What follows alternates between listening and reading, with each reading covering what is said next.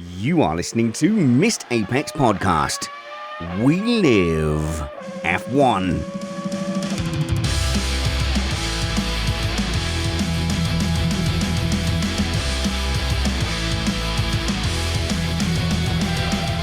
Welcome to Missed Apex Podcast. I'm your host, Richard Reddy, but my friends call me Spanners, so let's be friends. We are fully into the deep winter and into our off-season content, so you'll definitely notice a change of tone as we become a little bit more relaxed here in the shed. And what I'm doing, like Spanner's Arc, I'm bringing in my panelists 2 by 2 to talk about specialist subjects, and then in the second half of the show, we're actually just going to sit down in a very relaxed way and get to know the panel a little bit better. If you want to skip past that bit, I absolutely won't judge you, but these guys are so unique and interesting from all different backgrounds. I want you to really get to love them, to follow them on social media so that you know, oh, Kyle's appearing in the shed this week. I'll give that one a skip. Oh, Chris Stevens is on. Brilliant. I love the Chris Stevens shows. And I think it's a real strength of Missed Apex that, you know, we've got this vast range of contributors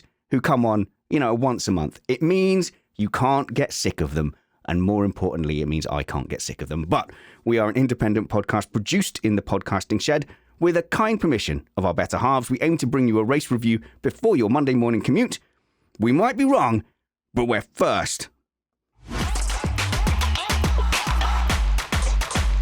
So today, we have such a great topic. Oh my God, it's such amazing. I can't believe we finally are having the Corner Names podcast. And it's all the fault of little tiny Chris Stevens who said we should do it. And now we've ended up having to do a whole Corner Names podcast. But not content with that, you've brought Chris Catman-Turner down with you. Hello, Chris, and hello, the other Chris. Hey, Spanners. Look, there's a lot to look forward to in this show. If you make it through to the end of this Corner Name special, you will know what Sir Richard Branson, Henry Cavill, and Prince Rainier III of Monaco have in common. What old Italian sport is still lingering at some racetracks, and which Indy 500 race winner's son is a reality TV star. Oh, okay. And Chris Catman-Turner, you've also been dragged into this debacle. Somehow kicking and screaming. No, I've what they have in common is an absolutely ton of money. There you go. Done. That's somewhat cynical. But the thing is, Chris Turner, I'm going to have to call you Chris. I'm going to let you be Chris 2 for this show. You have a sort of catalogue type memory for facts. And that's why you're the person putting on a quiz for us pre-season. But yeah, it's just like sometimes you just reel off. Oh yeah, I remember that in 1988. I was sat at whatever, and Johnny Elliott was in a Brabham and he was wearing a pink glove. And I go, how have you remembered that? Yeah, and sometimes those facts are right. as long as you do your best. But Chris, you're also like that because you've got a bit of a journalistic tilt, if you like, a journalistic mindset. In fact, you were a journalist. I thought that's where you were going to end up being. Yeah, I was a journalist for a few years, freelancing, and then I realized there's no money and no jobs in that neck of the woods. Right. Okay. So now you're fully embedded in motorsport PR. Oh, and trying to be a professional commentator as well. No, broadcasting. I quit my PR you're job. Out. You're gone. Yeah, but you do some freelance, so you're still in. You've still got a toe in. You can still fall back on it. Easing the transition, so to speak. All right, let's get into it. Let's fully get into Corner Names. Yep, it's a real episode.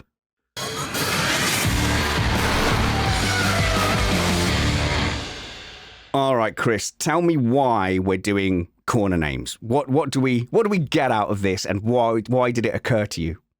Oh, a bit of F1 history. You know, I know that Matt hates Corner Names, and I want to rub this whole show in his face because he's going to hate it. Okay, so that's the first discussion we're going to have, guys, is Matt is completely wrong about this, isn't he? He says that all turns should just be numbers. But is that an American thing? Well, they're used to only having 4 corners and all their ovals, and they're all left turns as well. So I can understand how having more than 5 and them going in different directions could confuse his blessed little head. Now, hang on a minute. We're not just going to completely slate all of America. Hello to the vast majority of our listeners that are now in America. Welcome. But I think with the traditional F1 tracks, we've gotten kind of used to the character of them. So, for example, like, Silverstone, Spa, we know instinctively, as people who've been watching it for 20 years, when they say, oh, they're going up the Kemmel Straight into... wait, don't tell me. Oh, no, it's completely gone. What's at the end of the Kemmel Straight? It is... Lake Coombe. Ah, darn. But there you go. So that's completely wrecked my point. But then you get to some corners, like you get to the hairpin, and to me, that's turn 8. I go, well, why is that turn 8? How come I don't know that corner name? I don't know. Well, a lot of them at Spa, we'll get into this in a bit, have two names. They have like an international name and a local name. It's quite odd. But I don't know. You take Eau Rouge as an example. You say Eau Rouge and you know immediately what that is. It's the most iconic corner in Formula One, potentially even in the world. Not turns 2, 3, and 4 at Spa. Except, like I say, most people get the bit which actually is Eau Rouge wrong anyway, don't they? Well, yeah, but beyond that. Okay, oh well. Beyond that is Radion. Okay, exactly. well, let's clear up the history of that, because that was a bit of a meme going around a few years ago with people getting needlessly upset with that. So, with the corner we're talking about is you come out of turn 1, Sandevot, in Spa. La Source. Sandevot? That's Monaco. That's Monaco, isn't it? Oh, okay. You come out of La Source. A lot of the Spa corner names just refer to how much water and rivers and streams there are, and La Source is one of them. So it's not necessarily like because it's the first corner, but it's just a reference to the various water sources in the area. I've instantly proved Matt right, though, haven't I? Because they were both turn 1, and you could have just said turn 1 and would have been correct instead of going round on that journey. But then as you plummet down the hill, there is a flip-floppy chicane in the valley. And for all my life, that has been, everyone has called that going through Eau Rouge. Yeah, the Radion name's kind of gotten forgotten a little bit, but it's worth emphasizing that Eau Rouge is the bottom of the hill. And it's so named because you have the Amblève River that runs under the circuit there, which used to be the border between the German and Roman empires. And it literally means red stream. And it's the color red because there is a high amount of iron in the soil in that area, which gives it its color. Then you have Radion. The reason the bit going uphill is called Radion, what people typically incorrectly refer to as Eau Rouge, is because Radion means steep road. And it's a 40-meter elevation change. So that's quite an apt name, actually. Absolutely. And the Eau Rouge, or the river that they name the corner after, goes all the way through the circuit, all the way down to Stavelot at turn 15 and goes out that way. So they name so many corners on this circuit after water, and then we all get surprised when there's so much rain it gets rained off every second year. I don't really get it. Wonderful circuit, but yeah, there's a lot of water about. All right, then take us on a journey, Chris Stevens. Where are we going with these corner names? Where do you want to start? Okay, well, we've started at Spa. We may as well finish off. Let's keep going, yeah. Spa. So you go down the Kemmel Straight into Les Combes, which means small valley or gorge. Again, just a reference to the general area. Then, so Les Combes is the right-left. Then you have another right before you head downhill. And that one's called Malmedy, which is the city of Malmedy. Where the old circuit used to go, the big 14-kilometer version that went through public roads and things like that. So that's part of the old circuit. Then there's that long downhill right-hander that everyone understeers off at. And this is when we start getting double corner names like you have at Spa. So typically this is called Rivage, which is a nearby hamlet, but is also referred to as Bruxelles, which is obviously the Belgian capital. Right, okay. I'm a bit lost as to where we are. Are we at turn 8 now? Yeah, that's turn 8. Right, the hairpin. Yeah. Okay. Long downhill right-hander. Yeah, okay. So again, I'm erring with. I'm having to lean on Matt's system here. So yeah, turn 8. And look, as we go through these, I wouldn't mind talking about the corners themselves and kind of what makes them good or bad, and talk about whether we actually like that kind of corner. So Catman, that corner if you race it in a sim, for example, have not had the pleasure of doing it in a real F1 car on the track. The fact that it's falling away nearly that whole corner and you have to be hugging that radius for so long makes that quite an iconic corner. Whereas, like, say, Luffield is a great corner, but imagine putting Luffield on the worst possible tilt for a race car. It's designed to be a place to lock up, I think. Absolutely. And you've just come through Les Combes and Malmedy and thought, great, I've got those corners done. I've got a little bit of time, a little straight. Oh, no, wait, here comes Brussels, because you have to brake so early and get the nose turned in. You're trying to use some trail braking to really hook yourself up on that right-hand curb. It's so easy just to snatch that inside brake and just kind of drift wide. You can then treat it as a double apex, but it's definitely the slower way around. But as you say, on the sim, it's such an easy thing to do. You can make up quite a lot of time, or rather lose quite a lot of time through that system. But it's absolutely lovely because, as you say, corners that are on a flat tend to be very easy to take, whereas this really makes it hard, and you have to try and it really sorts out those who've got great braking skill, which is probably the biggest differentiator in Formula One.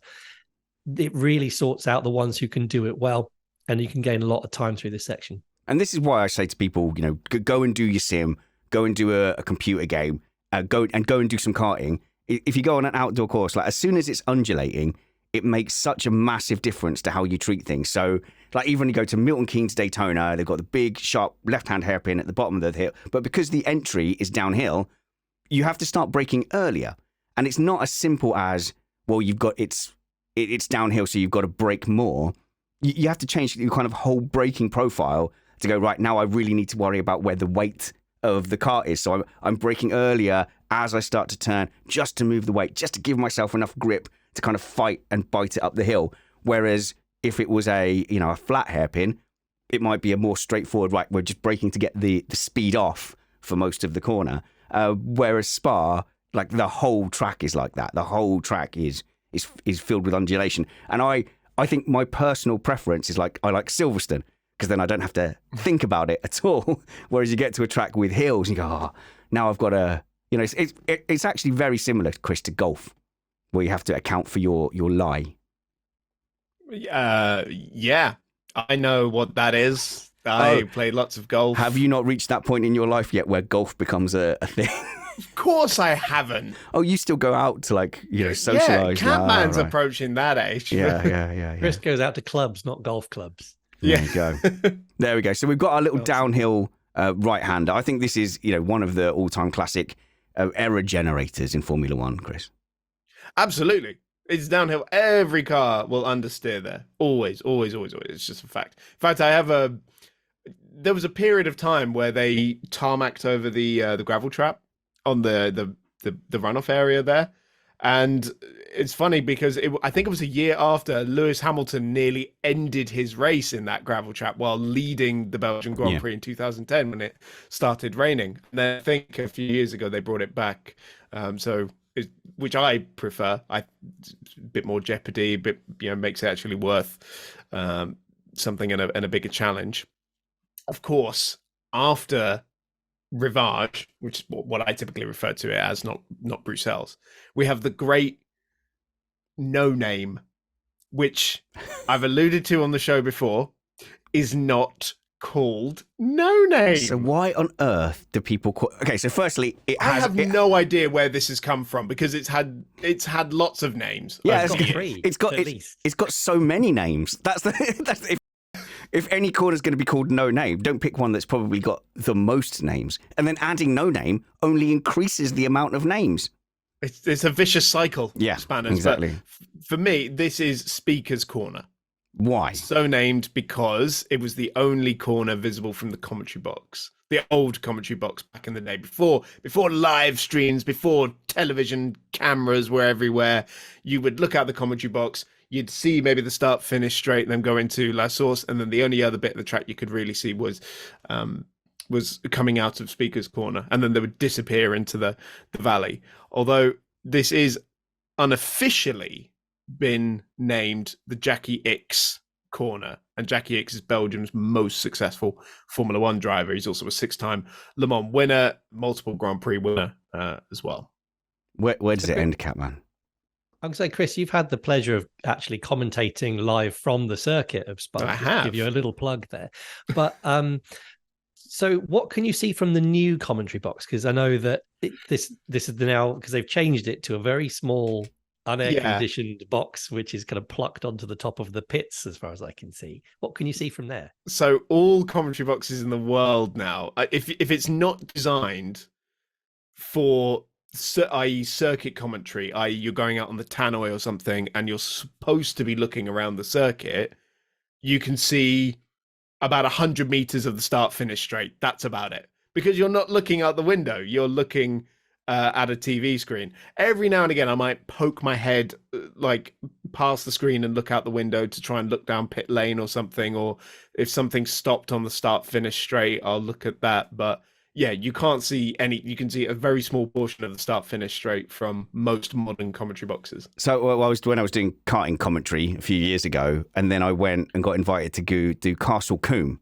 and that was the first time I'd done like a proper track. And you go, oh, I can see 2 corners. Like, how are you meant to commentate on anything? And it's just like, even all the guys that are doing F1, they're just surrounded by a bank of monitors. To me, it sort of takes the magic away a little bit. When you're doing karting commentary, we complain if you can't see one corner. How have you found that? Because you now, are doing, more circuit commentary. That change is quite big. Yeah, I mean, you just have to, fill the gaps out, really. And no one expects it to be the same as a live stream commentary, because it's not the same. You're there, entertaining the people who are at the circuit, and everyone knows there are blind spots, and you make do with what you can with, I don't know, CCTV or something like that. And most circuits now will have 2 commentary boxes, or sometimes even 3, to cover different ends of the circuit. But if you get to like a Donington or a Brands Hatch where you can see the majority of the circuit from one vantage point, that's a big plus. I was about to mention Brands Hatch, particularly the Indy circuit is such a fantastic track to go to as a spectator. You can sit in the grandstand and see the whole circuit from it. And I take my son to watch it there, the touring cars, and it's just a fantastic experience. But yeah, I agree with Spanners. I think that it does take away a little bit of the magic, not being able to see the whole circuit, because when we do our sim racing commentary, for example, I can flick to whatever I want to see. And you kind of sort of have to rely on the broadcaster a little bit, picking up the bit that you want. So when you're hearing Martin Brundle or Crofty going, and I just wish we would watch this round the whole lap, that's where that frustration comes in. And I imagine on the circuit, it's not like they can hear you anyway. Most of the time they've got such rubbish kind of megaphone speakers that actually around the track you can't hear the commentators anyway. And I think it's a bit of a diversion, but I think it's so essential. Any motorsport event you go to, if you can get the commentary just in your own personal ears, that makes like a huge amount of difference. But then you get to Silverstone and like there's no internet because there's 50,000 people there. Usually the circuits will have an app. And you can tune in like on that, or you go to just like whatever website, because it'll be like Radio Brands Hatch or Radio Silverstone or something like that you'll be able to tune in on. And you get your own headphones in. It saves you spending 25 quid on that little plastic speaker that you can buy at the Grand Prix. So we are still halfway round one track. So is the theme so far the history of the corner names, and they're all named after like the town that they went through? Because Spa is unique in that it was a street track and now isn't. Yeah, it's essentially a street circuit that became a permanent circuit. But obviously in the 60s and 70s, they halved the length of the circuit and it became more of a permanent facility back then. So yeah, it's a lot to do with water. It's a lot to do with villages. It's a lot to do with Belgian racing drivers. So I'll like run through very quickly the last few. So Pouon, which means mineral spring, which is also known, the sort of local word for it is double gauche, which is double left in Belgian. It's very imaginative. I apologize for his Belgian French accent. Apologies. Sorry, double gauche. That's better. Sorry. Then you have the Fagnes chicane. Fagnes is, again, a region that the village of Francorchamps is located in. It's also known as the Piff Path, which kind of means right, left, or is like a, I don't know, it's like this colloquial saying of like how we might almost say like bish, bash, bosh or something like that. Then you have Stavolo, again, nearby town, part of the old circuit, also referred to as Campus by the locals. Which is a reference to the Campus Automobile Center. It's a technical skill training center next to the track. The Curve Paul Frere. Paul Frere was a Belgian racing driver and journalist. He finished second at the 1956 Belgian Grand Prix and was a multiple victor in the world of sports car racing. Blanchimont, which is a village, and then the bus stop, which we had a bit of an argument with Brad over. Yeah, right. Okay. Detail that. Why is it called? So you said it's because there was a medieval bus stop there that King Arthur used when he was invading Belgium, and Brad said it referred to the type of corner because it was designed like a bus stop, like a left, right, left would be a bus stop. Oh, well, no, it's more than that. Right. So the initial information I had was there was a bus stop there. Obviously, it used to be a street circuit. But the old variation of the bus stop chicane before they changed it in the mid-2000s was that it would go, was it left, right, and then right, left, right? So it would almost sort of create the straight, go back on itself, you know? And that type of chicane is referred to as a bus stop because it looks like a bus stop, right? And then, so when you look at it now, it's not officially called the bus stop anymore because it's not that type of chicane anymore. It's a simple right, left, yeah? So I think it is to do with the shape of the corner, but everyone still calls it the bus stop anyway. Where does Catman lie? I still call it the bus stop because I am from a generation where I can't change my mindset, and what I was brought up with is what I remember. So it's the bus stop for me. But yeah, so I used to like the bus stop because the cars used kind of like at the Canadian Grand Prix. At that final chicane, the pits are straight ahead. So those going into the pits try and maximize it by just not braking and flying straight into the pit lane, narrowly avoiding the cars that are braking down to 70 miles an hour for the chicane. It was the same sort of thing. I used to love that chicane. It was very iconic where you had these absolutely massive curbs that the cars used to just clatter over. You see them bouncing over those, particularly like the 98 season with like the Ferrari and the Jordans, those sorts of things. It was the same at Monza before they changed their first chicanes, but now they've very much moved away from those types of chicanes. I know you're a particular fan of chicane spanners. I think it's better for it. Certainly the racing is much better. You know, you got one big stop and you can do a switchback, that sort of thing, into a more simple chicane than the bus stop.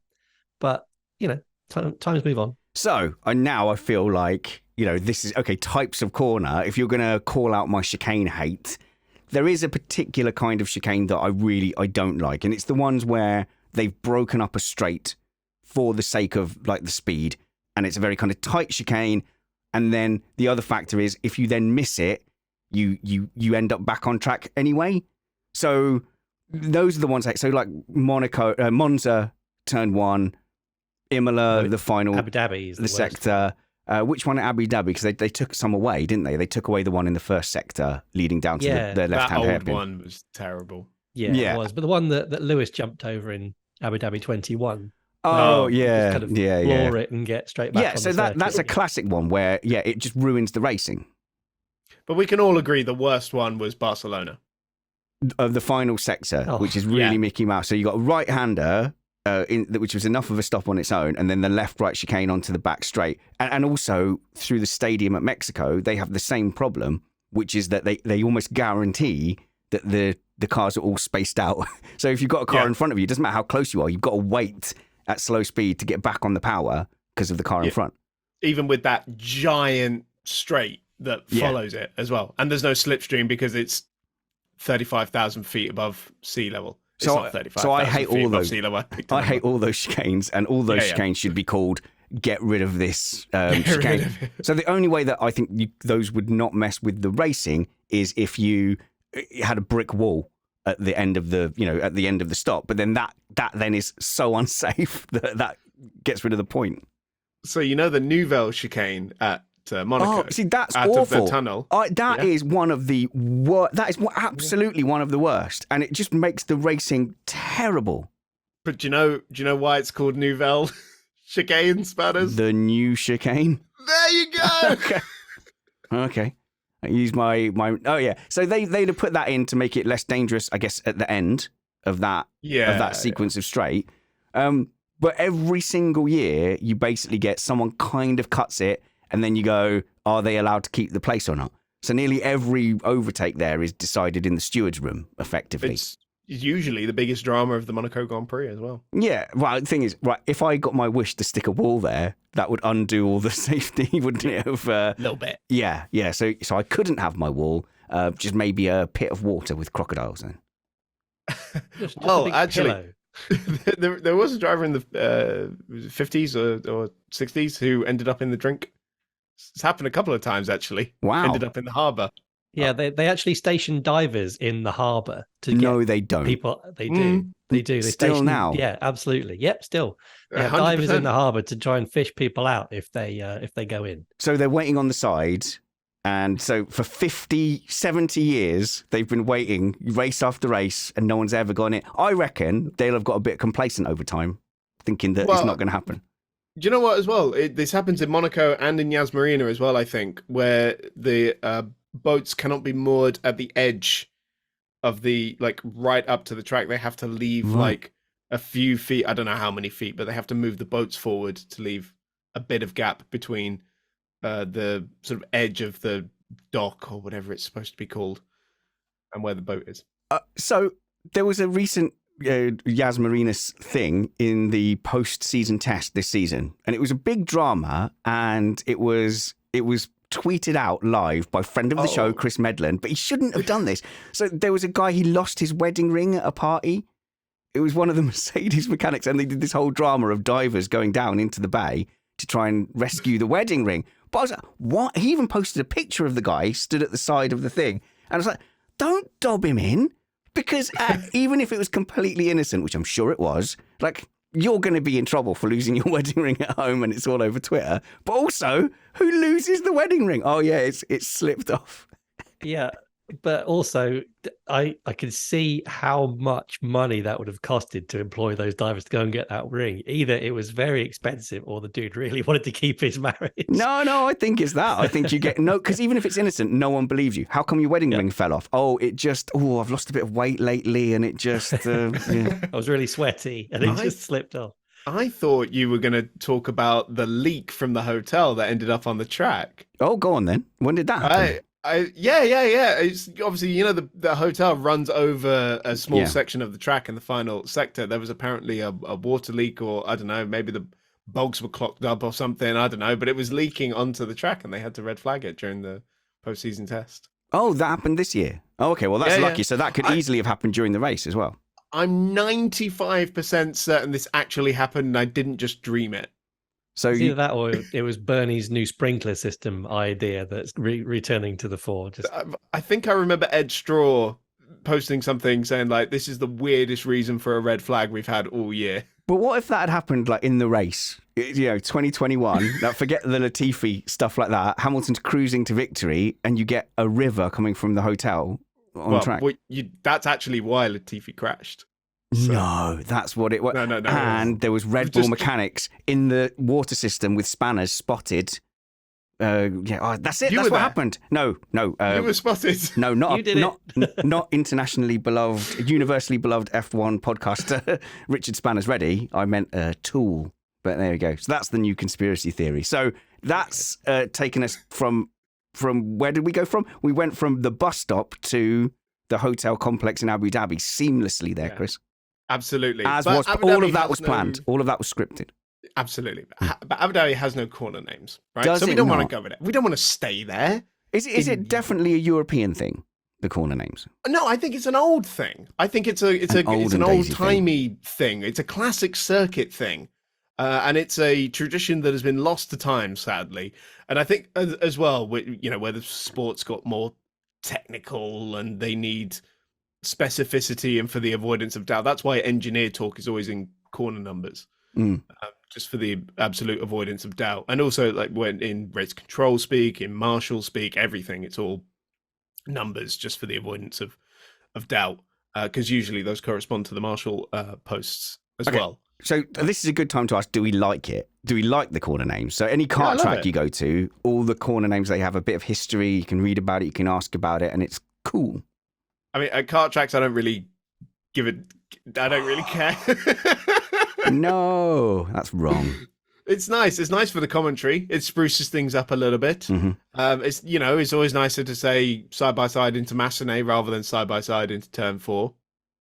I think that, okay, so if you're going to watch a Grand Prix, I'm a big believer that you should practice watching the Grand Prix, and I don't know how weird this is going to sound, but no, I know exactly what you mean. Yeah. So like during the practice sessions, I am actively going, okay, I'm trying to learn this track so I can appreciate the Grand Prix more.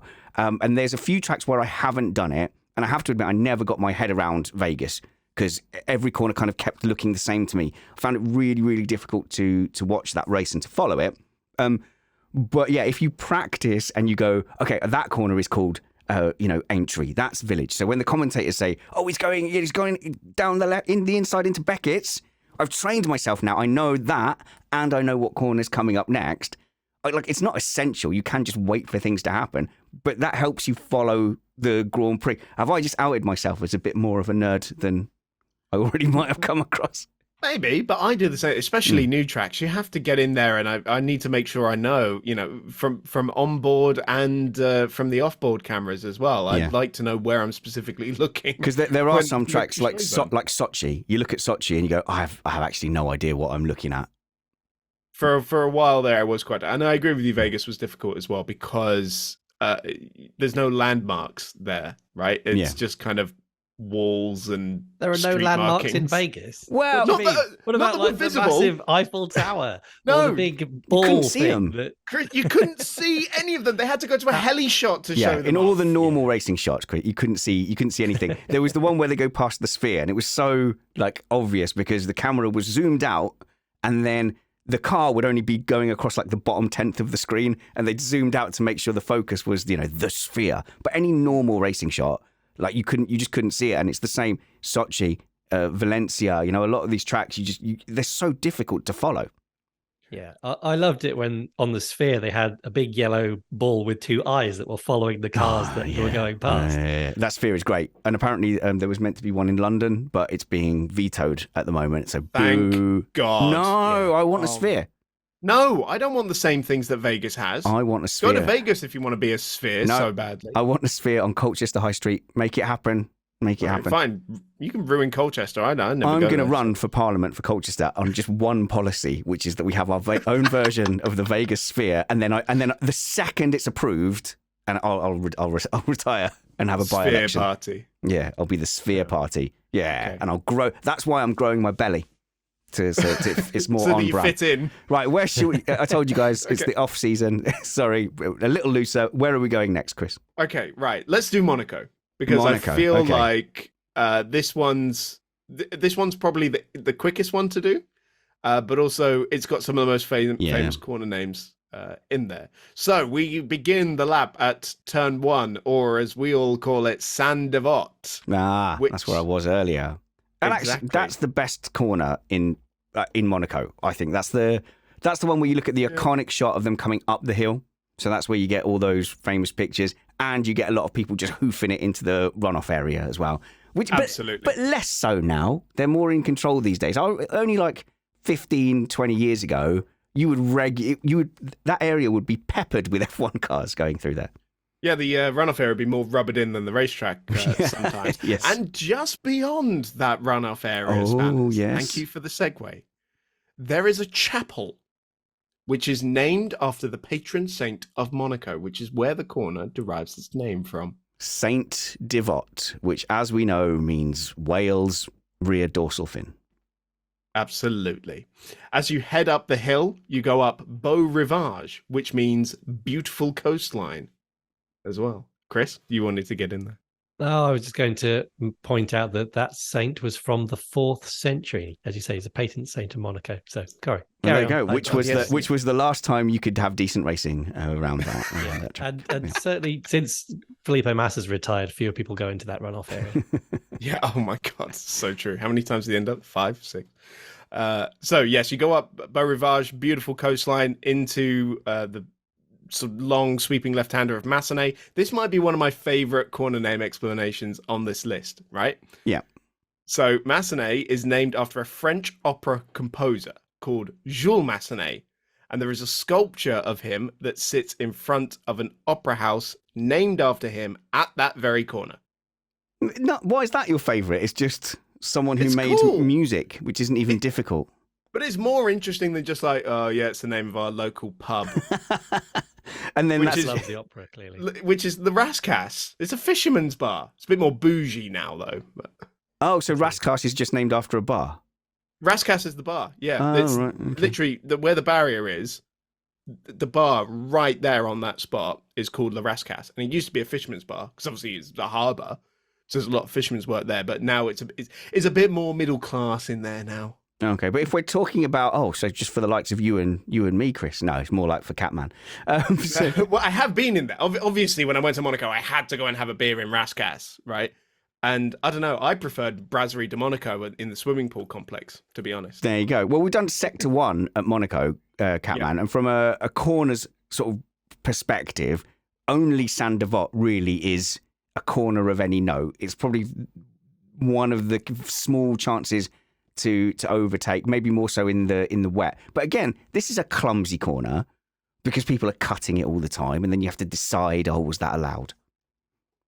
Yeah, and then there's a pit exit, which also just throws the cars into the view of the others as well, mainly because there's no space for it to go anywhere else. But yeah, they used to have the barrier going right up the inside, but since a new pit lane came in, they took that barrier away, didn't they? So now it gives, particularly lap 1, is just absolute chaos where there's one car on the racing line and 2 or 3 on the inside trying to gain an advantage. And they just go, it's lap 1, so nobody cares. But actually, it's just an absolute nightmare for actual racing around there. But it stops, I guess, when was it, back in the 90s when you were watching the front 2 and then suddenly there was a couple of cars going ping, ping off in the background. That was great. Yes, that is quite actually a classic Monaco scene. You see them coming up the hill and then in the background there's a few. Can we get those cleared out of the way before the cars come through? I'd like to have done a little test before this of how many corner names I'd have got right at Monaco. Because I wouldn't have got Massenet, because I can't even picture in my head, really. It's a left, but I mean, it's completely flat in Formula One cars, isn't it? No. Isn't it? No. When you're heading up the hill and then it's the long left-hander into the right-hander of Casino where they go round the bump. Are they lifting through there? They're braking for that, Are they? Spanners. Oh, there you go. Goodness me. I don't think that comes across on camera then, that they're having to brake through there. Okay. Okay. Well, blame the old TV crews that they had there, because now it's F1 doing it themselves. That Casino corner, by the way, I bet you can't guess why it's called Casino Square. Is it because there's a casino there? It's a Casino Square right behind the barrier. There is a very interesting fact about that casino, Chris, that Go on. local Monegasques are banned by law from gambling. No. Yes. Only for the tourists that come basically to the Monaco Grand Prix, as far as I can tell. That's so weird. They're not even allowed to set foot in the casino. Locals are not allowed in. That's it's incredible. A weird country. Right. It's just for rich people. So they think, nobody who actually lives here should come and do it because we want it to be for the visiting dignitaries. I'm going to risk embarrassing myself here. Monaco's like a whole country, isn't it, by itself? Like a little country, but it's basically... Yes, it's about the size of Colchester. But it's basically one town. Yeah. Monte Carlo? Yes. Okay. I don't know why I was so nervous about that, but because it's sometimes referred to as the Monte Carlo Grand Prix. So it's basically a tax haven that all the drivers go to, but it's in part of the EU. Exempt from the EU now. I'm testing. That's a good question. That's a good question. I don't actually know. Okay. All right, good. Well, okay, so we get into that Casino Square. Now, this next corner is probably the most famous corner, the left-hand hairpin. Well, actually, so there's one before. There's one before that. You have the right-hander before the hairpin, right? Yes. Which is called Mirabeau. Right. Technically, the right-hander after the hairpin as well is also called Mirabeau. Yeah, I was going to say that's where I was getting confused. So we come down the hill. So if we work back from the left-hand hairpin, the right-hander before that is... Mirabeau. So there's upper Mirabeau and lower Mirabeau. Oh, Mirabeau okay. Haute and Mirabeau Basse. So Mirabeau Haute should be renamed as Rosberg parking space. Gotcha. Got you. Or So, Russell reversing. right. Yeah. So that's where Nico Rosberg... let's call it what it is. He sort of he invented and manipulated him going off, and it caused a yellow flag, and Hamilton couldn't then set a lap for qualifying. Yeah, he did a Schumacher Rascasse. Yeah, well, without just actually parking it. Yeah. Yeah, exactly. It seems to be a very, very German thing. Oh, okay. So we've got... I'm completely confused now. Can we get to the hairpin? Okay, fine. Right, the Mirabeau, it used to be a hotel, is now a residential building. Right, okay. The hairpin, right? Probably the most famous corner in F1. I know I already said that earlier in the show, but it is. I think you're right. Yeah. So this is currently the Grand Hotel hairpin. But essentially, it's always just been named after whatever the name of the hotel behind it or in front of it is. So this used to be like the lowest hairpin, right? Which is what I've typically referred to it as well, because it was the lowest hotel. And now it's the Grand Hotel. So it used to be the Fairmont as well. The Fairmont hairpin. That was it. That was the old name. Yeah. So this, I think, is the quickest way in F1 to get a corner named after you. So all we have to do is buy that hotel, and then we call it whatever we want. So I can call it the Missed Apex Hotel, and then they'll call that corner the Missed Apex Hairpin. Could we buy a double apex corner just to make it? Okay, no, I don't think. I don't think we can be picky about which hotel we buy. To be honest, Spanners. I know the perfect one. Go on then. The banked hairpin at Zandvoort, because they don't hit the apex. Yeah, but is there a hotel there that is customarily dictating the name of the corner? Doesn't matter. It's the perfect corner to buy the naming rights to. I'll just buy that then. Okay, so that corner is so famous because it's like a mugging corner. Like if you get done at that corner, there's egg on your face. And I think this season it did make the shortlist of overtake of the season, and it was Magnussen on Sargent. Yeah, that was into Mirabeau. Yeah. Oh, well, I thought that was it. He got the move done into the hairpin though. No, he did it in the upper Mirabeau. Oh, where he before it, yeah, sort of slammed into him. Yeah. Oh yeah, that's the corner where George Russell ended up and then had to and sort of backed out randomly onto the track. All right. Exactly. Yeah, so you can get mugged into that bit. You can get mugged into their hairpin, but it's just that the whole section, like the whole track, in fact, just deserves better racing for how fondly people hold it in their hearts and how much the town kind of gives itself over to the track and embraces it, and so many people go to bat so hard for the Monaco Grand Prix, even though it's obviously like weird that we still go racing there. It deserves something like a Monaco spec car. So I drove the track with the curbs and everything that was up just before the race happened, but I drove it on a non-closed circuit, so my lap time was about 12 minutes because I got stuck in traffic around the casino as some rich people were getting out. And then they had a boat show on, so I had to drive through some tents to get around that. But it was a fascinating experience because I've been there both when it's not got the circuit up, and I've been there when they've been building the circuit, and it just absolutely transforms the place. Because when they're not in town, you can see like the markings and stuff, and you can go in roughly the right direction. But when they start putting the grandstands up and shoving the curbs in, I actually did around, which one was it? Around Mirabeau, I was following the racing line, but I didn't realize that the racing line, which hugs right up against the wall, is usually a place where people park their motorbikes, and there's some big flower pots there. So I wasn't really paying attention, took the racing line and then nearly stacked it into a massive flower pot. So you can actually find quite a lot of videos of cars losing it at that hotel hairpin because it's downhill and then people having to crank it left. And you see quite a lot of cars like flipping over. The little box Yeah. car. I don't know what it was, like a Fiat 500 type kind of car. Yeah. Flipping over is probably the most famous one. You brought us onto a good subject there, Chris, which is like when you physically go onto the circuit, it makes a hell of a difference to your viewing experience. So I've been lucky enough to drive on Silverstone's track a few times, well, 2 times, one on the infield, so that doesn't count.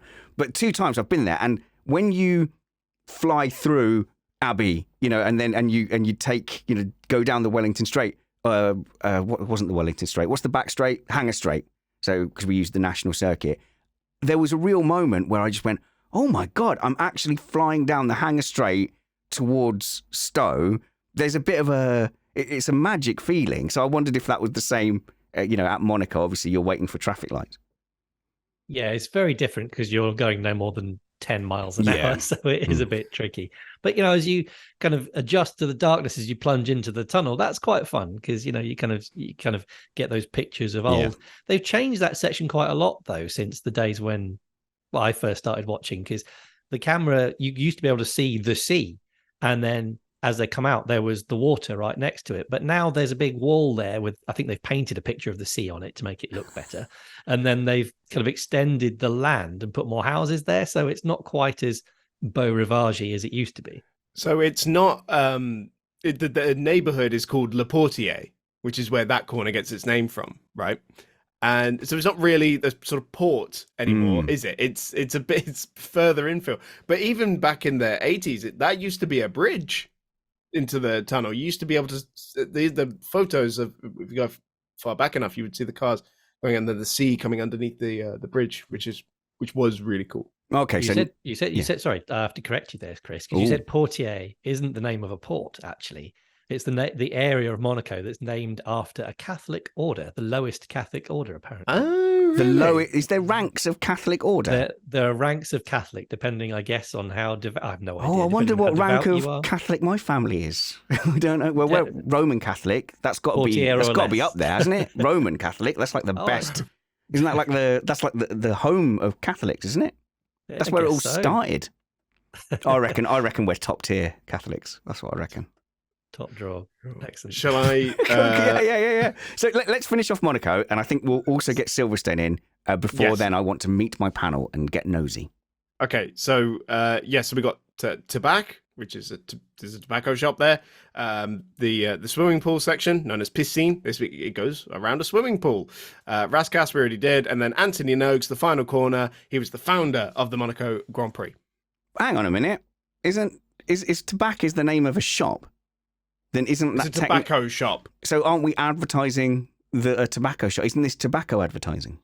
I know, because I don't think it's the actual name of the shop. Okay. It's a type of Are shop. you sure? Yeah. Okay. Tabac in French is the name for a tobacconist's type shop, but also that shop is no longer there. So. Oh, right. Okay. Fair enough. No, that's fine. It only came up because Andrew Benson was talking about what the BBC... That's my microphone. So I was just teasing Van Geen as well for hitting his microphone, and now I've just done it. So Andrew Benson was talking about the restrictions on the BBC. They probably can't call it Stake F1 Sauber because they can't then talk about a gambling firm. So I was like, have I got a gotcha? Because everyone's saying Tabac, but it seems like you've ruined it. So what I don't understand with that is they've banned alcohol advertising as well, right? Because Budweiser used to sponsor Williams, that sort of thing. What's up? Did anybody in the Vegas Grand Prix see those massive billboards for tequila?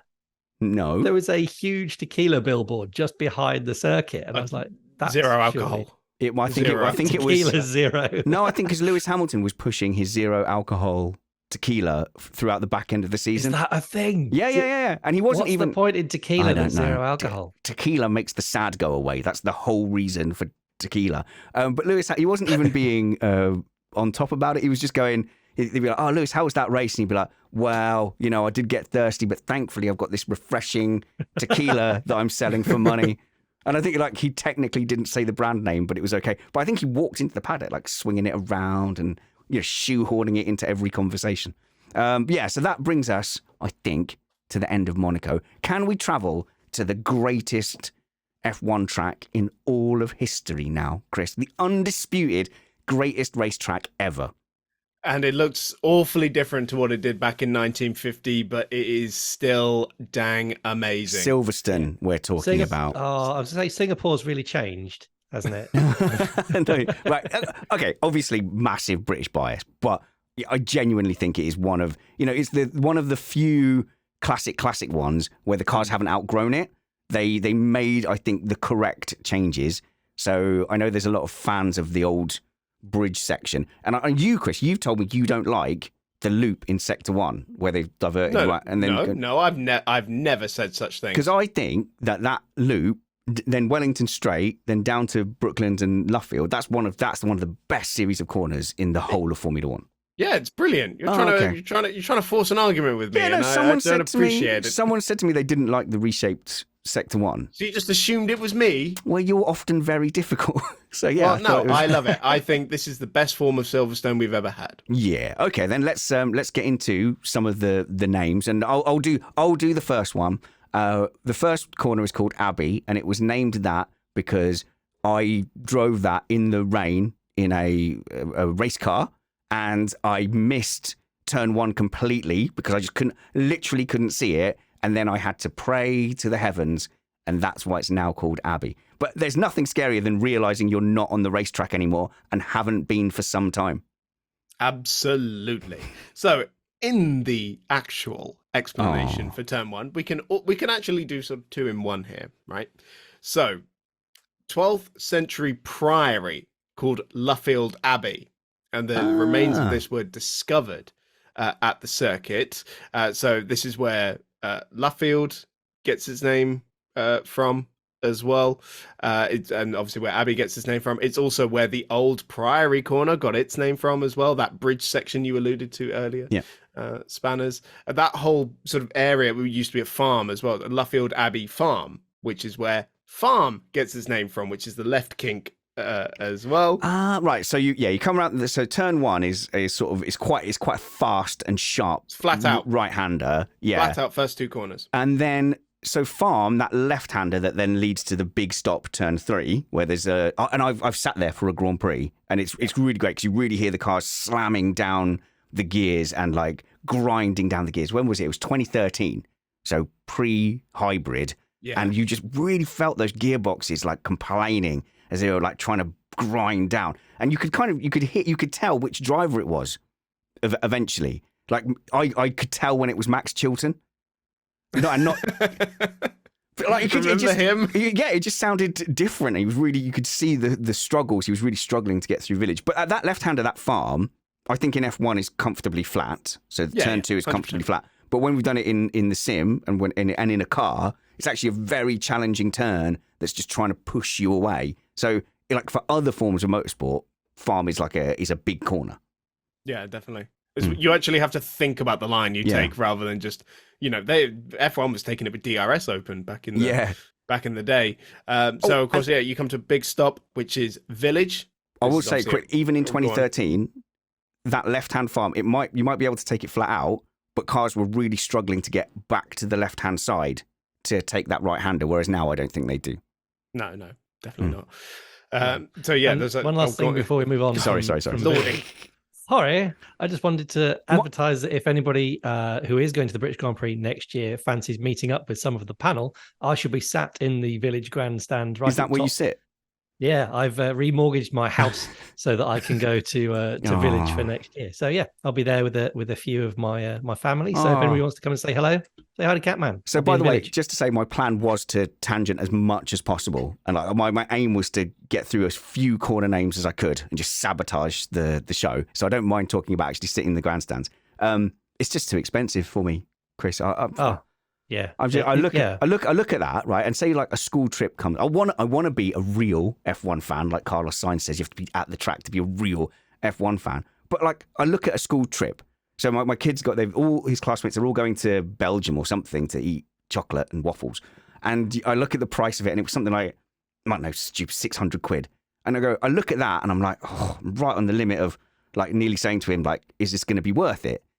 But there's no way I could go, right, no, we've decided as a family we can't afford that school trip, but I'm going to Silverstone and buying a grandstand ticket. Like, it's such a big decision to go. it's just all the stuff that goes with it, because you have to get the parking, the camping, all this sort of stuff. And I even got in on the pre-sale, because there's a way you can get to a pre-sale before it goes up, because they do he's connected. Pet hate is the dynamic pricing. Oh, yeah. So Silverstone unfortunately does that. But yeah, so the ticket that I bought went up by £200 in a day. Whoa, that's rough. Yeah, that's rough. My only chance was because we got invited by Estrella Galicia, who are no longer a sponsor, I don't think, of Ferrari. So I've got no chance of getting paddock passes. But if you're in a team and you want me to talk favourably about your team or drivers, paddock pass will do it. Like, I will flip-flop hard. I really want Lance Stroll to offer you a paddock pass now and see how that goes. I wouldn't admit to it, but there would be signs. I would change my opinion drastically. Okay, Chris, sorry, corner name. So where did we get as far as? So we've turned right into Village towards... why is it called Village? Yeah. So Village, Silverstone Village. Oh, I didn't know there was a Silverstone Village.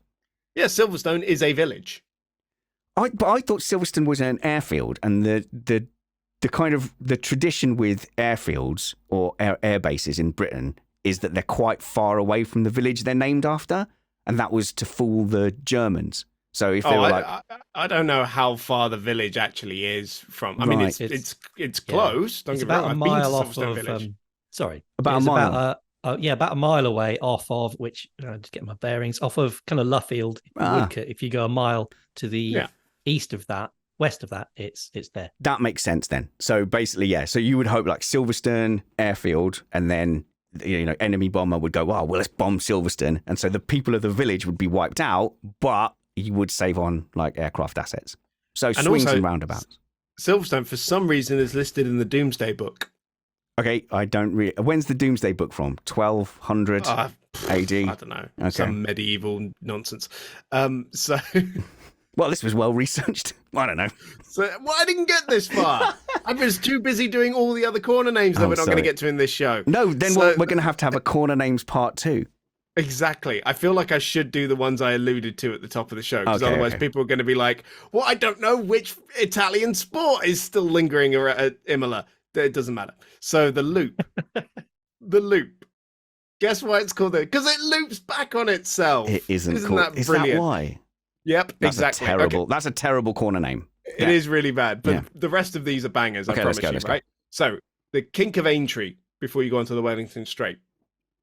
Obviously, this is a well-known race horse course, the Grand National, location.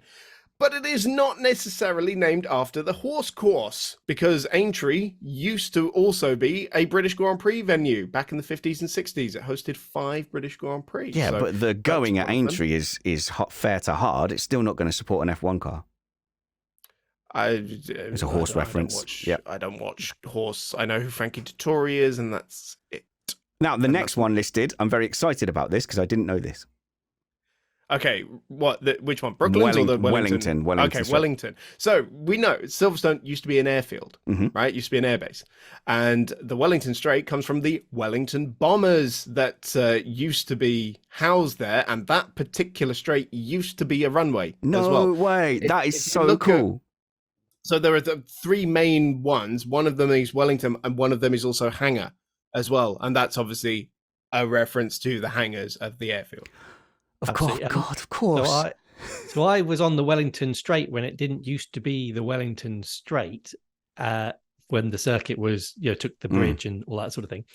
And when they used to do the air shows, and there was an RAF Harrier that hovered directly above me as I was walking around the circuit, and I nearly fell over because it was just the downdraft from the jets was incredible. Yeah. So that was on that. There's a crossover between the 2 runways. Wellington is one of them, as you say. The other kind of goes down the hangar direction.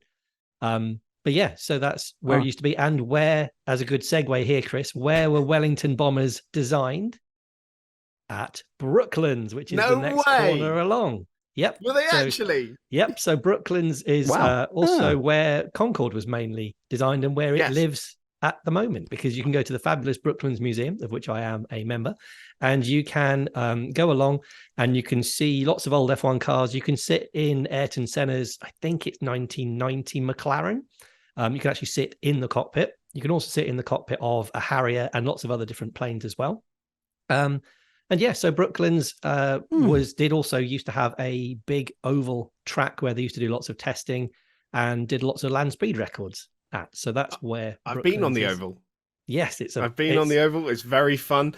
At Brooklands, circuit was the world's first purpose-built racetrack, and it did host the British Grand Prix in 1926 and 1927. So that's where this corner gets its particular name from. I've really enjoed that bit. The rest was, I'm going to edit it. So this is the first bit. We could be a TikTok. You could TikTok that bit. Oh no, all of the stuff now. I don't know if you know this. All of like the clips and everything goes on TikTok now. You're all like TikTok people. You've all been on TikTok. Yes. And by the way, in case you didn't know, if you thought that the Harrier was like maybe unaware of the downwash and the effect it was having on you, like they are fully aware. Military pilots are absolute turnips. They know exactly what they're doing. And I was on a base where the Typhoon pilots would regularly, so this was Typhoon jets, they would regularly go over the base and then they'd point directly up so that the jet and everything, the afterburner, was like thumping down onto the barracks, and you would get like grown men on the floor curled up holding their ears like, oh no, why are they so mean? When you said that you nearly fell over, I thought you were going to say that you were like looking up and go, wow, and then would like fall back. Like the penguins in Argentina. No, so right, there's the old story there is that there's an RAF job, which is to pick up the penguins, because the penguins look at the aeroplanes as they're coming over, and then they look so far back that they fall over, and then an RAF person has to go and pick the penguins up. And that's where the phrase for the chocolate bar, pick up a penguin, came from. That is the story I told my mother-in-law, thinking that it would be an obvious joke. She told everyone. She was telling the story to everyone. Do those RAF people also tell really good jokes? Is that where the jokes come from, on the penguin rappers? On the penguin, right? Yes, and they the write people who in pick up the penguins are really good at dad jokes. Please don't spread this as a real thing. It needs to die. I regret saying it. Let's finish off. So we got as far as where do we get as far as Brooklands? And I know, skipping ahead a little bit, like hangar straight on an airfield. It is so obvious that must be where the hangars were when it was an airfield. But when you explained it to me, like I just felt that this pang of delight, like, oh yeah, makes so much sense now. There were two large hangars on that particular straight. So yes, we've gone through Brooklands. We did Luffield at the top of the segment. So now we're going through that kink at Woodcote onto the old pit straight. Now this is named after Woodcote Park, which is in Surrey.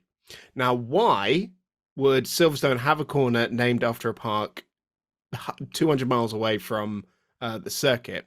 And it's because it is owned by the Royal Automobile Club, who has their base at Silverstone. The Royal Automobile Club also has the sort of naming rights to the last corner at Club, because the RAC, the Royal Automobile Club, organised the first Grand Prix at Silverstone. They named the majority of the original corners, and so Club refers to the RAC Clubhouse, which is in Pall Mall. No, what? I don't like that. I don't like that it's called Club, but just after you don't a like club. It? No, I don't like the loop, and I don't like that it's called just Club. You want another chocolate bar reference for Club, did you? Yeah, and also also a penguin corner. Do you want a Biscoff corner? Yeah, that'd be great. And also, Hot Wheels. I don't like Club and Vale as a complex because it's a chicane. I don't like it. But through goes Hamilton.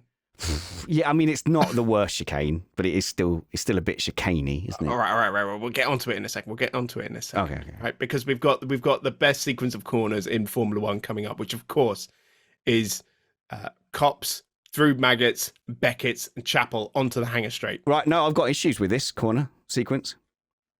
Why? Because each turn, and by the way, I think this segment before it is the best in the world. From Village down to Luffield, I think that's the best segment. It's the best of for anywhere. racing. Yeah. I know this is iconic, and when you watch the cars going through Maggots and Beckett's, it's incredible. It's just that there's about 5 different turns, and there's only like 2 names. So at some point they got fed up naming corners and just went, oh, that's Maggots and or Beckett's. Yeah, I'll kind of give you that. Yeah. So Copse is named after the nearby Copses, which is Chapel, Copsewood, and Foxhole. Copse okay. is basically all the wooded areas that are nearby. And then I think, to your point, Spanners, I think the Maggots is the first right. So obviously it starts off with that tiny little kink. Yeah, so that's a left. So that doesn't have a name. And by the way, Copse is the Verstappen Hamilton corner, just for context. Yeah. But so, like, I guess that's technically Maggots, but it's the sort of that initial kink right, and then the initial kink left, and then right. That's Maggots. Yes, exactly. Okay. So this is the nearby Maggot Moor, right? But it's spelt differently. No explanation as to why, right? So then you go through the left and right. Hang on. So yeah, we've gone the kink left, which apparently isn't a corner, but it's definitely a corner. We've gone left, right, then we go left, right again. Left, right. Okay, yeah. That's Beckett's. So the whole left, right is just called Beckett's, and this is what I'm talking about. Maybe so. That's the laziness of it. Near this area of the track, there is an ancient chapel from 1174 of St. Thomas Becket, and it is now a cottage. Which is where that gets its name from. It's also where Chapel gets its name from, which is the left kink onto the hanger straight. Oh, so that kink gets a... That one gets a name. That kink gets a name. Not that I'm kink shaming, but I don't see why that one gets a name and the first kink doesn't get a name. Guys, I think that's as many corner names as I can handle in one go. Okay. Can I do one more corner? Right, okay, one more corner. And it is not at Silverstone, but it's my favourite corner. Wait. Before we do that, I have to give you Stowe. Because also I alluded to it at the top of the show as well. Right? This is what Richard Branson, Henry Cavill, and Prince Rainier III of Monaco have in common. Right? They are all alumni of the private school 2 miles south of the circuit called Stowe. Oh, okay. Very fancy school. I used to play them at badminton. Very fancy school. Did you? Yes. I did. Oh. And any good? Did they win? Not as good as Abingdon School in Oxfordshire, which is where I went to. Oh, there we go. I'm assuming that's posh as well. Yes, it is. Right. Go on then. Your one. I'm getting my corner in because I want to, because this is my favourite corner name in the world, mainly because it makes the commentators trip up. It's at Snetterton and it's called the Bomb Hole. It's a really interesting little corner as well. Why is it called the Bomb Hole? Okay, so I alluded to 2 other corner names at the top of the show. Mm-hmm. I'll give you them now very quickly. Old Italian Sport, which is a cross between tennis and squash, and the location of a court was near Tamburello. That is, so it's a cross between tennis and squash, and it's 5-a-side. Yeah, it's nuts. So I dislike squash a lot because I don't blame you. There's no reason for you to be on the same side, and you just knock into each other all the time. And then someone says, "Oh, that was a foul." You go, "Well, we should be on different sides then, shouldn't we?"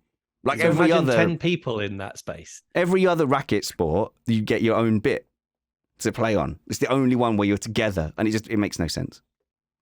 Okay, so.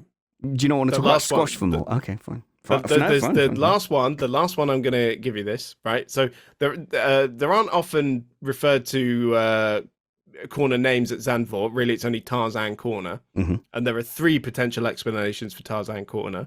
So maybe we'll save that for part 2. But the one I alluded to at the top of the show was a 2-time Indy 500 winner whose son is now a reality TV star, right? Right. This is the last corner at Zandvoort. The big banked. Oh, horrible corner. Horrible corner, that. Yeah.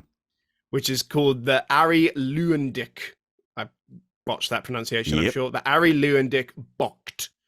Bocht is corner. So you have Tarzan Bocht, Gerlach Bocht, Hugenholtz Bocht, etc., etc. Bocht right? Uno.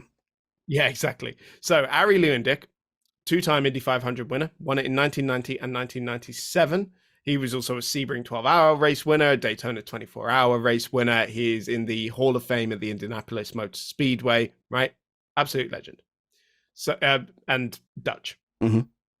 His son raced up to the Indy Lights level, which is the feeder series for IndyCar, right? After that, he became a pundit, a commentator, and then a reality TV star, appearing on Hell's Kitchen, The Traitors, The Bachelor, and The Bachelorette.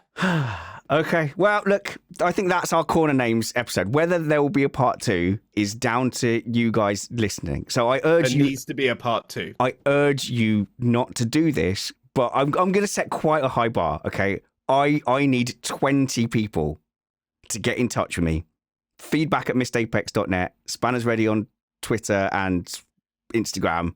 I'm going to set it up. I want 20 people to actually make the effort to go, I would like a part 2 to the Corner Names show. And do that if you want to learn about how Suzuki helped a motorcycle racer out of East Germany in the 60s to help them win their first World Championship and get a corner named after them at Suzuka. Chris, your pitch, Catman? Well, I was just going to say you're going to get 100 emails from drop accounts from like Miss Stevens and Batman. Okay, I'm going to be checking IP addresses, but 20 doesn't seem like a lot, but, people can't be bothered to actually sit on their computer and get in touch and do that. So this is like the end of the show proper, but like I said, over the winter, I want you to get to know these guys because despite the amount of grief I give them on a regular basis, I love my panel like a family, and I want you to really get to know them. Let's start with, you're very different people, you two, and again, you're at very different stages of your life. Because I've known Catman, Chris, we always say you're the only real grown up on the panel because you make sensible decisions. I'm pretty sure you've got ISAs, I'm sure you've got your grave plot picked out, you've just got everything sorted. I wish you were my parents, even though you're about 5 years younger than me, I think. How old are you, Catman? I am 37. I've nearly got to the age where I've forgotten how old I am, Chris. That will come to you at some point. Oh my God, I'm quite a lot older than you. I didn't realize that. I'm 6 years older than you, but I look at you and I go, God, you've just got everything, together. You're a manager of a vets.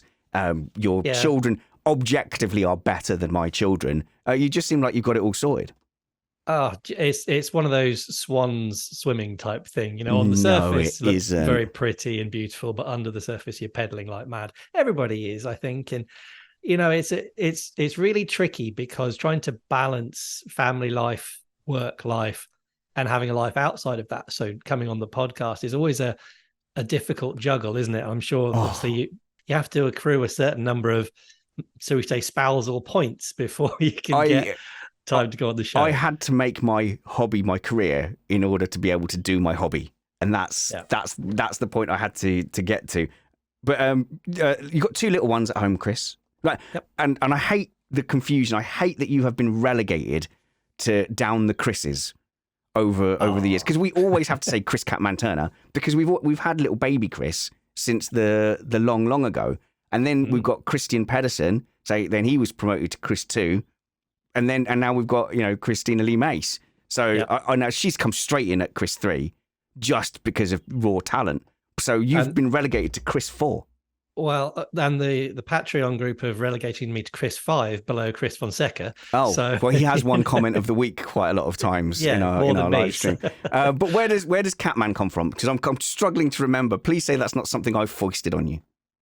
Not necessarily. So my initials my mother gave me were Cat, and I was destined to be a vet from that moment. And then so I decided to combine it all and become Catman. But yeah, so it was kind of, my stage name came about when I first started doing this, which was with you back in the day, well before Missed Apex was born. Oh, of course. Yes, you were with me in the before times.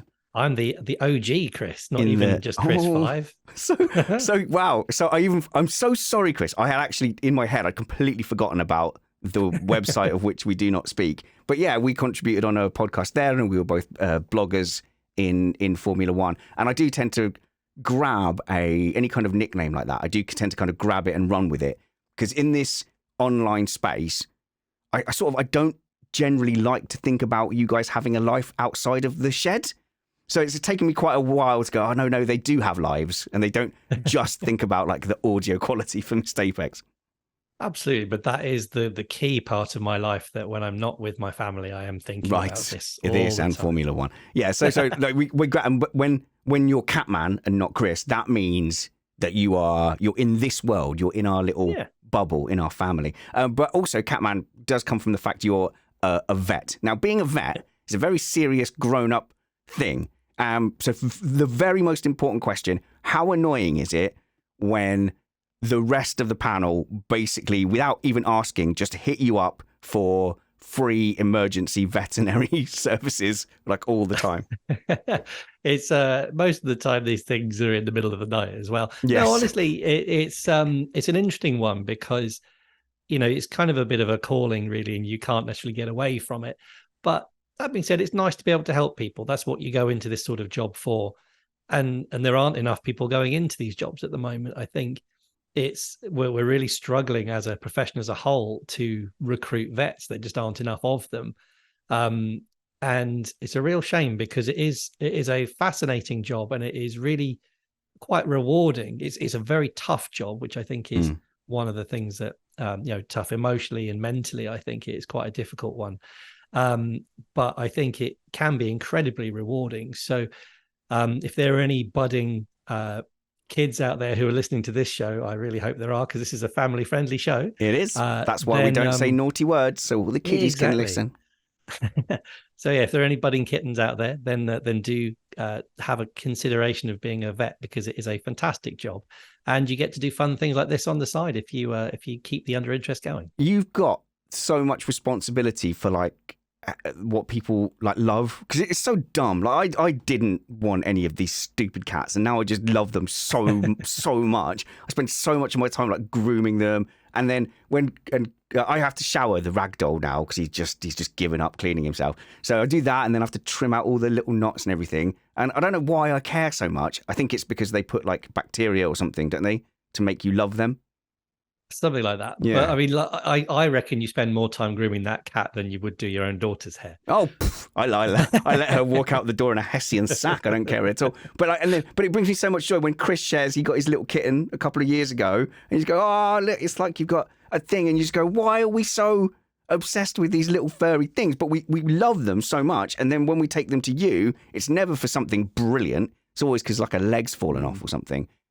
Yeah.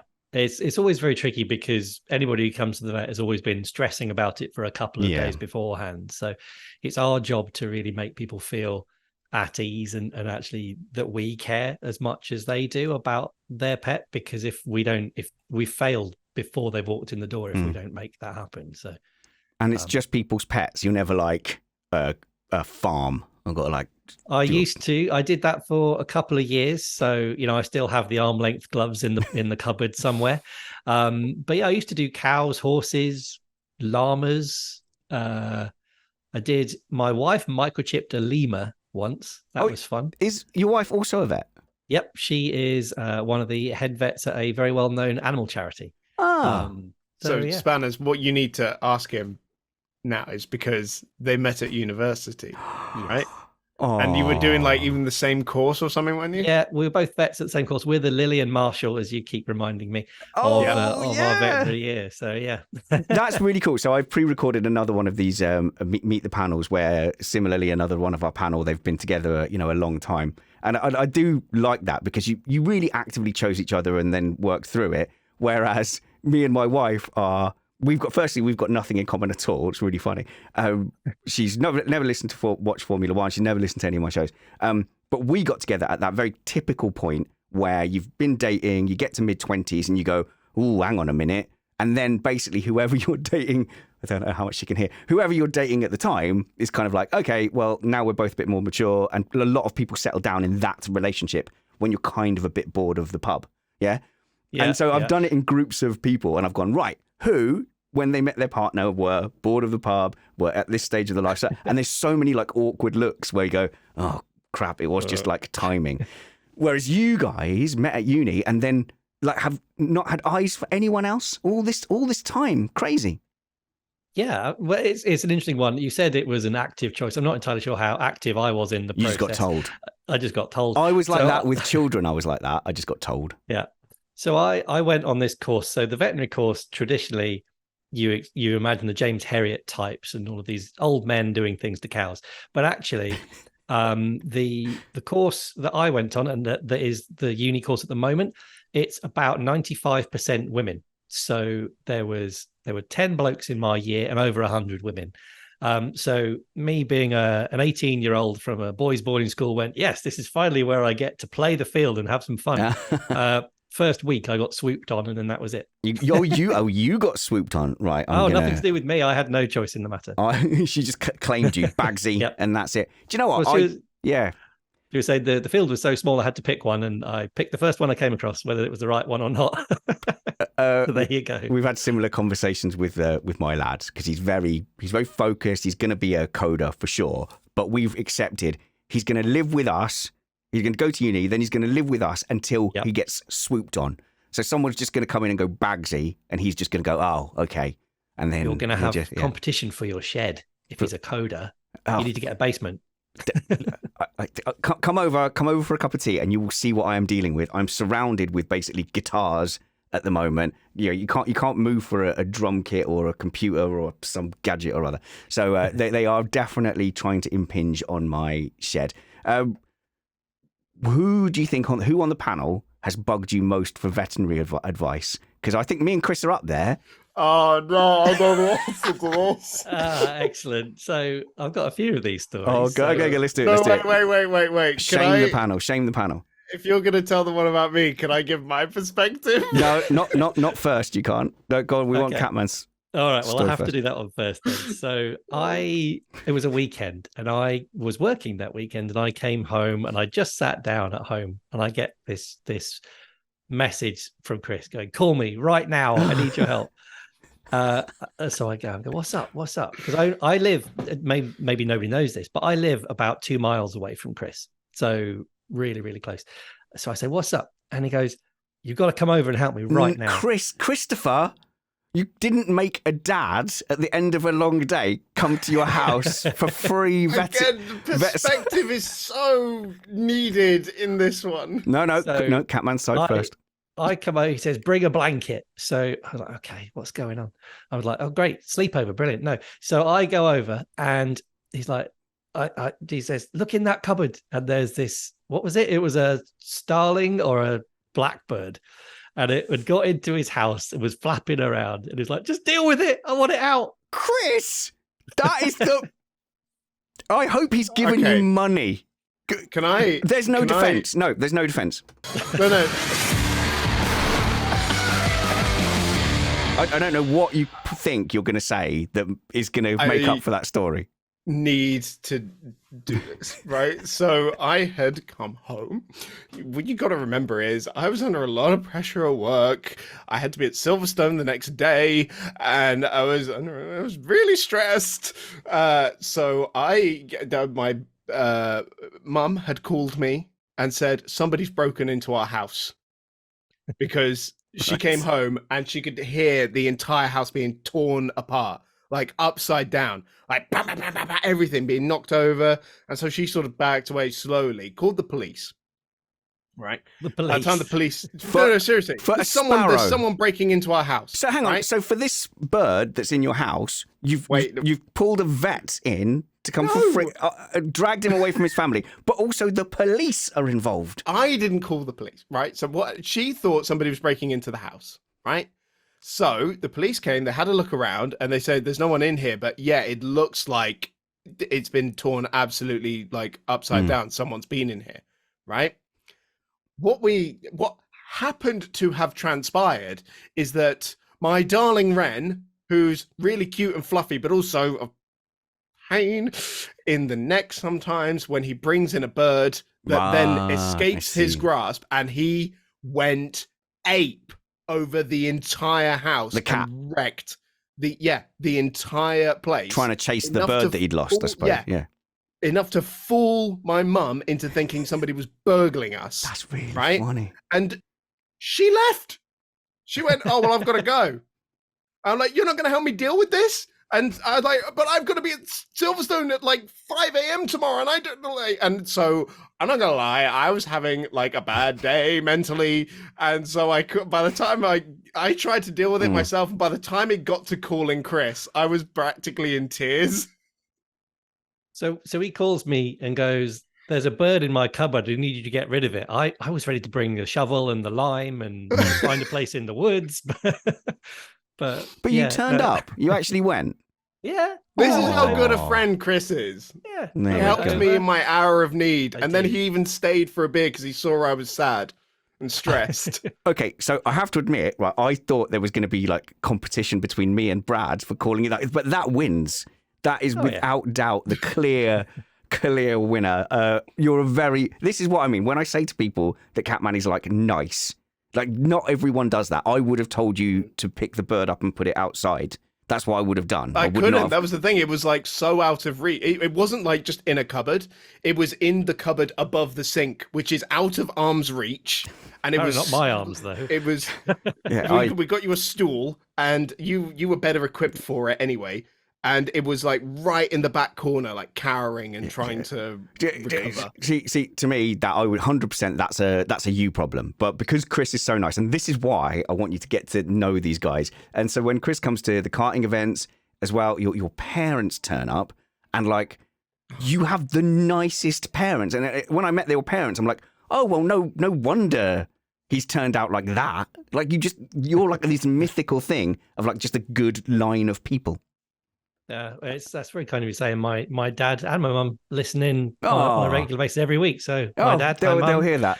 So it's nice. And interestingly, once they had some solar panels installed on their roof, and I think the guy was listening to Missed Apex whilst he was putting them up. No way. And he went, my son's Catman, right? And he was like, no way. And they had a chat and a coffee. It was great. That's so nice. Do you know, I love this. I love the stories that come in. Like Chris was recognised on the tube. Man. Me, Alex and Brad were at a karting event, and Alex and Brad got recognised from Missed Apex. I didn't, though. So I was like, oh. So that's nice. We're getting out there. Chris, thanks for chatting to us. I hope I wasn't too intrusive. See, from good people, we go to Chris, who I'm not sure if you're like a good person or not, but you are an interesting person. Tell me about young Christopher, because when we picked you up at the teeny tiny age of 17 to come and do Missed Apex stuff, I thought you were going to be a journalist. I thought you were going to be the next Medland. I thought that's the sort of direction you were going in. I don't know if I'm a good person either. No, I think you're probably not a good person. I reckon you're selfish. Maybe not. I think not deep down. If that game where you have to like split or steal, I think it was called Golden Balls, and the two people have a prize, and if you both do split, you share it. If one of you steals, then they get it. So I think you would always steal. I think probably. Yeah. I think you're a shank or be shanked kind of guy. Well, we'll find out. When I was 17, I joined you guys. Yeah. 7 I was all about that journalism stuff, trained by Autosport, doing bits and bobs, trying to make ends meet. But really, it was the fact that I was offered a full-time job in PR that changed that, because the freelancing thing wasn't working out. Remember, I was working at Top Man as well, just to make ends meet, right? So, it was just the fact that I got offered a job in PR that was full-time that made me jump. So it's the reality of life, but you're still getting very much to live your dream. Everything you do is living and breathing motorsport.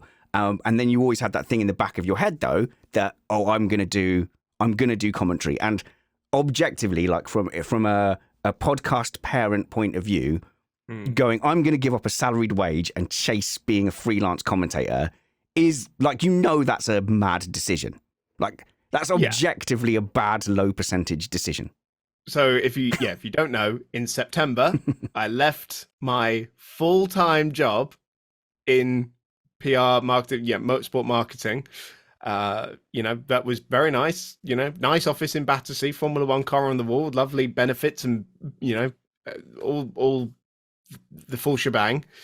And jacked that all in to become a freelance broadcaster in motorsport, which is definitely one of the stupidest decisions I've ever made in my life, but it is also one of the best. But the problem is, if you are committed to a 9 to 5, you can't take the opportunities when they come. And there has to come a point where you go, right, there's a critical mass. I'm getting offered enough work to be able to at least justify that decision. So yours is at least going better than mine. When I went freelance fully, I quit. I gave myself 6 months to make it in radio, F1, podcasting, and audio books and stuff like that. Then COVID hit. F1 was completely cancelled. My radio show got binned out of the schedule, no fault of my own. And all the actors that were out of work dropped down and did all the low-level voiceover work that I was doing. So yours is at least going better than that because you're eating food. Yes, that is true. Not as much food because obviously I've dropped some 11 kilos. Yeah. 11 kilos. My wife noticed the other day, by the way, said, "Oh my God, what a drastic difference with Chris. You can see his face again," she said. It is nice. That is one of the benefits of being freelance, is actually being able to look after myself. And do you know what? I was not built for the 9 to 5. I think I can quite confidently say that now. That it was not for me, particularly where I was. The environment that I was in was not working for me. And I had to do something about it. And I prioritized what I loved doing first and foremost ahead of all that. And but you're right, there was an awful lot of maths to be done before taking the decision. And I was sort of justifying it at the time. Obviously, coming into the off season was not an ideal time to really do that. But I was to a point where I was like, I can't put this off any longer. So we alluded to it earlier, Chris, with the commentary gig, but you went and did some commentary on GT racing, and I think that is where your calling is, because obviously I've commentated with you quite a bit on our Missed Apex sim racing, and I think how did that come about, and how did that go for you? So the only reason at all I've been able to go freelance is because last year I was signed by an agency called Loudspeaker. They put me on for the Formula E circuit comms at the London E-Prix last year, which was my first big ticket event, right? Yeah. So awesome, right? That has literally changed my life because it would not be the same. I wouldn't have any of these opportunities without them. So that's how it's come about. And I do feel like my future probably lies more in GT and sports car racing rather than like Formula One. I think a lot of people get fixated on that path to Formula One, but if you look at the people who are doing Formula One now, a lot of them really like made a series their own. Like even karting, so I think Chris McCarthy is getting involved in stuff now. He really started off by, doing club level go-karts and like getting to know and love a series. And like you can become a series like that, you can become the voice of a GT championship, Well, it's very similar to my ideology when I was doing journalism, really. When I started in journalism, Formula E was a new thing, and I mean, I'm going to go in and try and dominate this field as much as I can, make a name for myself there. And now I want to do that with my broadcasting. And the thing is, so I'm not saying I'll never work in Formula One, right? Because we're always having those conversations. But look at who's working for them now. There is so much amazing talent in the F1 TV crew at the moment. Obviously, Harry Benjamin was in there for a little bit. Now he's doing 5 Live. Alex Jakes is going to be the voice of Formula One for the next 40 years, I reckon. And Chris McCarthy, he's absolutely mega. I'm going to go see him this afternoon, actually. So, there you go. And of course, Alex Brundle will take over when he's really Papa good. Brundle eventually retires in the next 30 years, I'm sure. Listen to Alex Brundle's commentary, though. He's a very, very different commentator to what Martin Brundle does. And he is astonishing. Yeah, very good. He's so good at it. Our Missed Apex karting event, we had you guys on the mic, so you've done a lot of commentating for our events. I take some credit, Chris, because I've let you be rubbish at my events to get good, to then go and do it to the world. No, you were always good. But suddenly, like, Alex Brundle picked up the mic and everyone's head turned because it's just that eerie, you share the same instrument genetically, but a very, very different type of commentator. But obviously, there's a lot of talent there at the very top. But in general, when you look across karting commentary and sim commentary, there is a shortage of people who can go and do it. So I think it's an aim. You can go and get yourself to commentate a sim series and a karting series if you put yourself to it. Because there's so much sim racing out there. Yeah. And different karting events. I mean, even go and talk to like a club level championship because they always need a bit of help. Yeah. I'm still doing stuff with the 750 Motor Club because I enjoy it. I enjoy their company. It pays me a little bit of money as well, and I normally get to do the pit lane stuff there as well, which is different for me, and it's fun and enjoyable. So, and you know, that was where I learned the craft. You know, their commentator Ian Soman taught me everything I know about commentary. I'll put it this way, right? Chris Turner, you've got no experience with commentary, but you come on and do a solid job partnering with Chris, and you've been doing that the last several seasons. And I'm really looking forward to you doing some solo events and some leading some comms events there. But it's an industry where there are opportunities. So Catman's not particularly come from any commentary background. Neither have I, yet I have had a full couple of seasons of paying gigs in karting commentary. Yeah, and someone phoned me up quite desperate and said, "Oh, I heard you were a commentator," and I just went, "Yes, I am," and that led to like a couple of paid seasons of doing commentary. So there are those opportunities, you know, out there to forge your path, Catman. It is quite interesting though, because you alluded to me there. I think different people make different types of commentators. Chris and I work incredibly well together, and I do absolutely love working with Chris because he is a awesome number one commentator. Aww. And I think the thing is, you've got to, as a number two, as a Martin Brundle type, you have to know when to leave each other space, to talk and not talk over each other. And you know, if you have two high energy, shouty people on the comms, it just gets messy. So you have to have a bit of a balance there. And I say, Chris and I have been doing this for a number of years together, and we formed the Chris Squared partnership, which hopefully will keep going for a number of years, because I thoroughly enjoy commentating with Chris, and I think he's got a long way to go in his broadcasting career.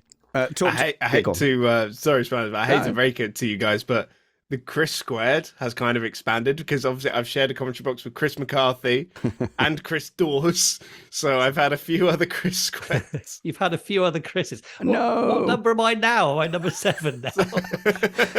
You've just been constantly relegated down the Chris's. I think we're gonna have to pick a new name for You're Chris always number one Chris to me, man. You're the number one Turner.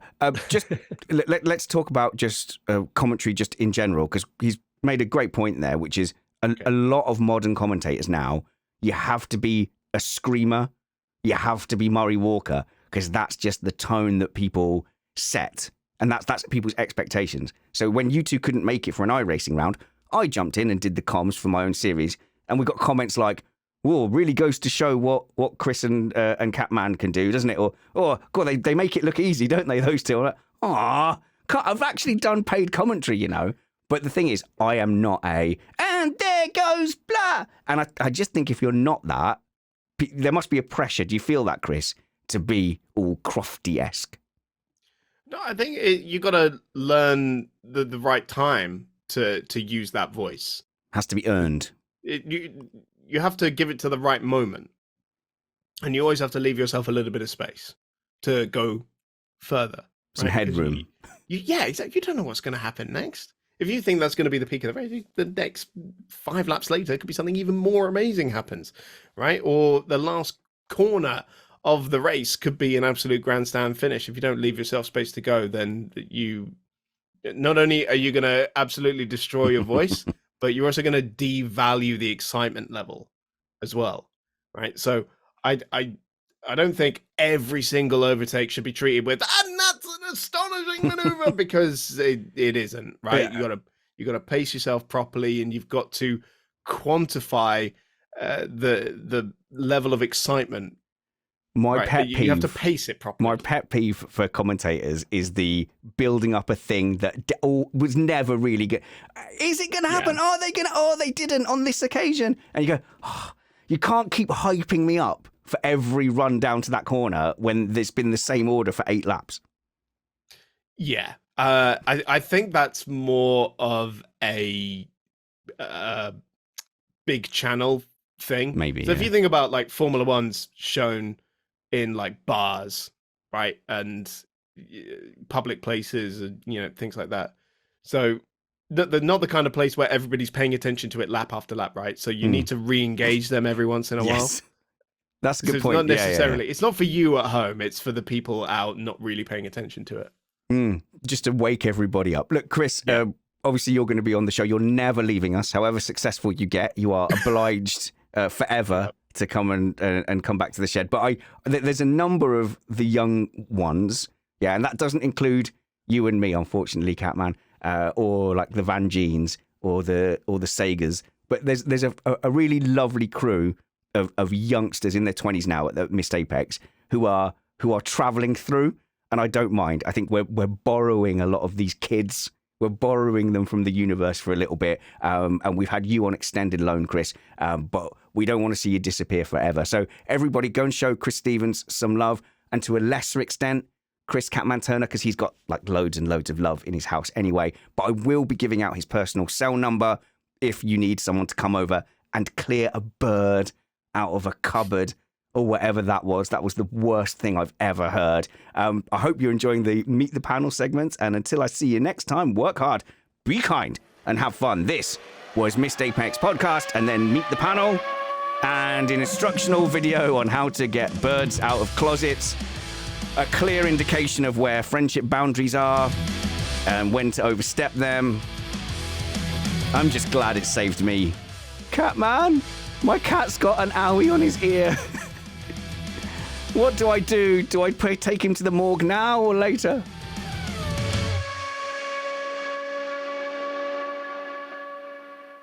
It is definitely between you and Brad for the number 2 spot. Is it for second place? Nicola makes me message you. She makes me.